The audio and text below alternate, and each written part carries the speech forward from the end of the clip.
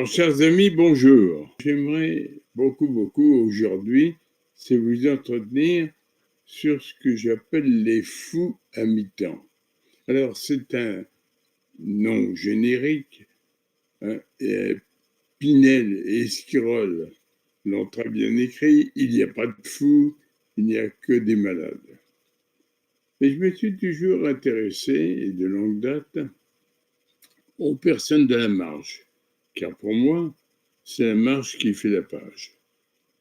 Les personnes qui sont dans la marge, dans toutes les disciplines du cerveau humain, ne sont pas des fonctionnaires de la vie, ce sont eux qui ont une démarche émancipatoire, qui sont des créateurs, qui sont des novateurs, qui sont des gens de progrès. Donc j'ai posé le verre grossissant sur les gens de la marge.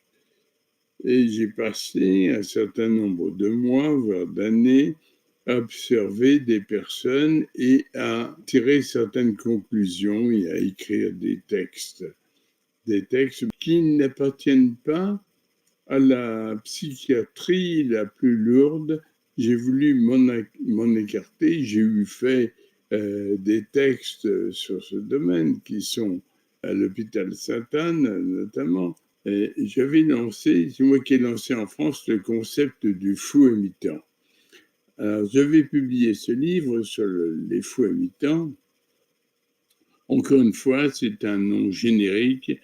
Encore une fois, il n'y a pas de fous, il n'y a que des malades. Bon, et pour moi, les personnes que j'ai approchées n'étaient pas du tout folles. C'était au contraire des gens de progrès. Et puis, ce livre est absolument introuvable maintenant, et ça m'a conduit à publier chez Lafon un autre livre sur les excentriques. Si je vous dis ça en guise de préambule, c'est pas du tout pour vous montrer les livres que j'ai écrits, c'est simplement pour vous mettre en jambe un peu avant d'appréhender l'itinéraire vers lequel je souhaite vous entraîner. Alors, je vais vous citer quelques cas qui sont presque des cas cliniques, mais qui sont intéressants.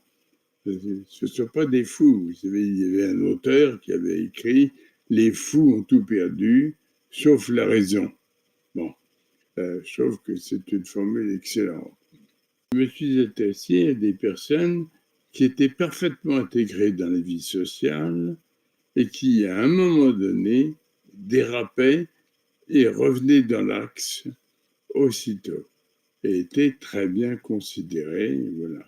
Alors, l'un des cas les plus étonnants que je connaisse est le suivant. J'avais un ami qui était libraire qui achetait et vendait des livres d'occasion au boulevard Port-Royal à Paris. Un jour, il reçoit un appel d'un monsieur d'un certain âge qui lui dit « Il y a 30 ans que je suis à la retraite, je vais descendre dans le Midi et je voudrais me dessaisir de ma bibliothèque. » Cet homme s'exprimait dans une belle langue et de plus, il habitait avenue de Breteuil, dans le 7e arrondissement. Alors, avenue de Breteuil, top Moumout. Donc, l'ami libraire était tout heureux et pensait trouver chez cet homme des ouvrages, même de l'entre-deux-guerres, mais d'auteurs comme Picabia ou comme Sandrars, par exemple, des premières éditions. Le rendez-vous est pris, ils seront chez ce monsieur, il est reçu parfaitement bien par un monsieur Vieille-France, dans un appartement sublime, avec des bibelots, des toiles de maître, et l'homme l'invite à le suivre dans sa bibliothèque qui se trouvait au fond d'un long couloir. Et l'ami libraire arrive dans la bibliothèque, et il regarde les livres, et là, déception la plus totale. Ce sont que des livres de 18e zone, des livres qu'on appelle, c'est pas péjoratif de ma part, mais de la littérature de gare. Rien, un grand décalage entre l'homme, son discours, et le lieu où il habitait, et le décor de son appartement.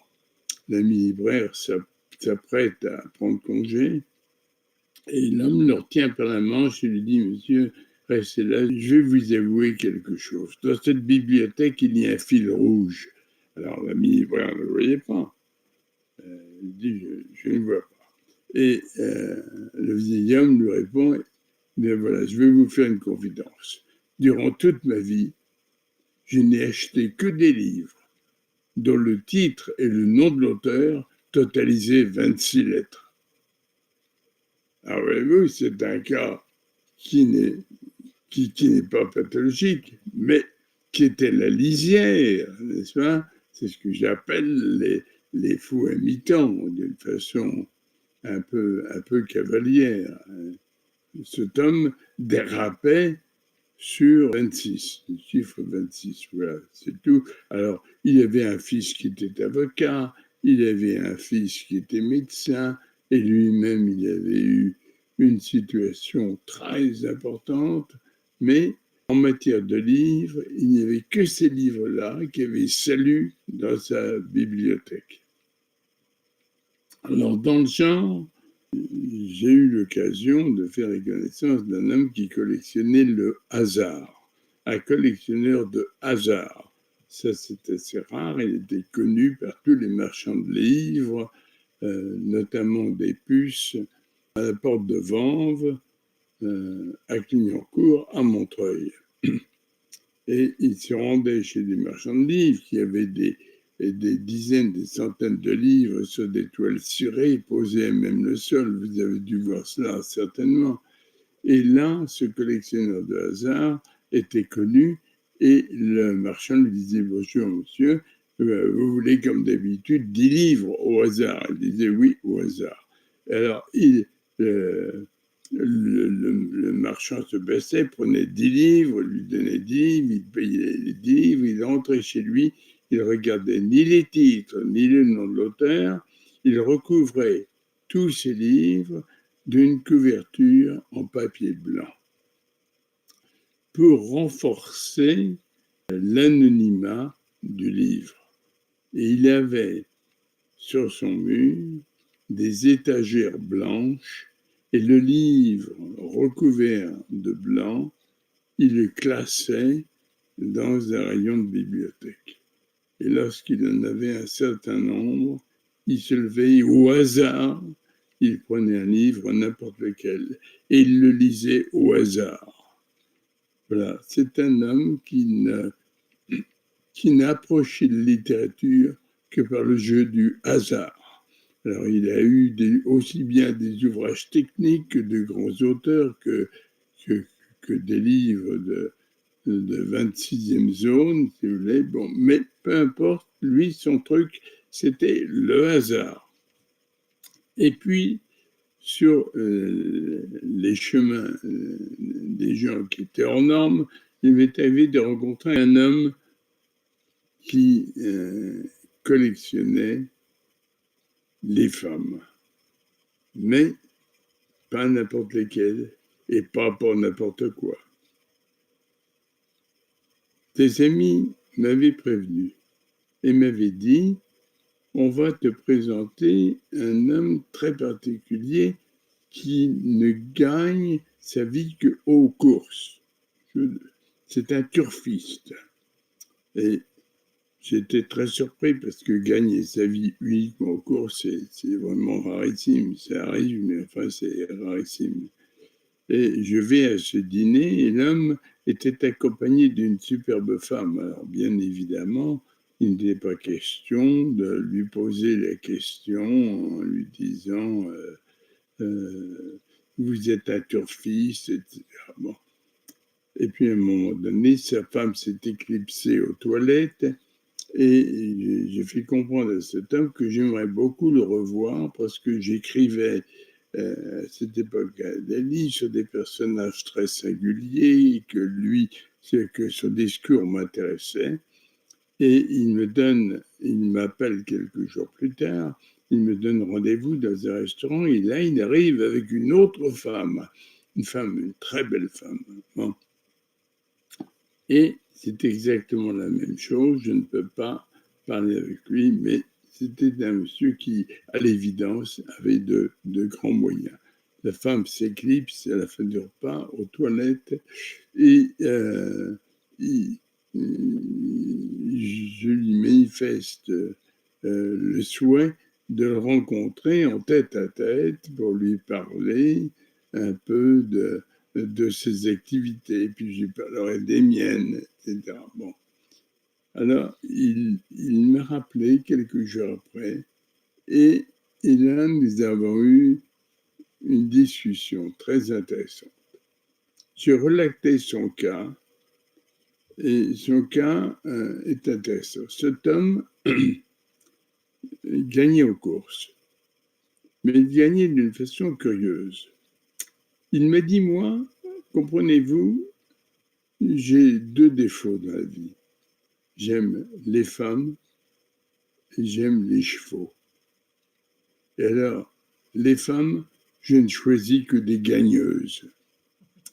Alors, quand il croisait une femme qui lui plaisait, une belle femme, il l'invitait dans un somptueux appartement chez lui, et le matin, quelle que soit l'activité de cette femme, généralement c'était ou une femme médecin, ou avocate, ou une dentiste, c'était plutôt dans des strates plutôt sociales élevées. Bon. Et avant de partir, si la course du jour avait 15 chevaux, il disait à cette femme, ma chérie, donne-moi au hasard 5 chevaux, 5 numéros. Il ne parlait pas de chevaux, 5 numéros. 5 numéros qui vont de 1 à 16 s'il y avait 16 partants, ou de 1 à 18 s'il y avait 18 partants. Et la femme ne savait pas pourquoi lui donner des numéros. Et cet homme me dit, ben voyez-vous, je suis tombé sur des gagneuses. Mais dès que, 2-3 jours, une femme ne me donnait pas de bons numéros, alors je la liquidais. Je me conduisais avec elle comme avec un Kleenex. C'était une femme objet. C'est horrible. Hein, bon. Et alors, il m'explique, et il me dit, j'ai connu une femme qui était une gagneuse.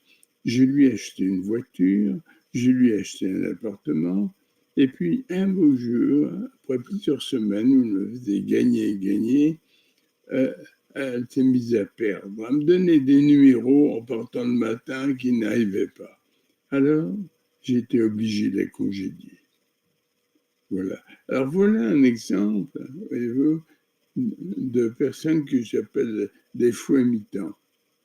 Donc, des personnes pas dangereuses pour elles-mêmes, pas dangereuses pour autrui, et des personnes parfaitement intégrées dans la vie sociale, et voilà, qui avaient simplement, sur le plan comportemental, une fêlure. Voilà. Et écoutez, je vous remercie, je vous dis à tout bientôt.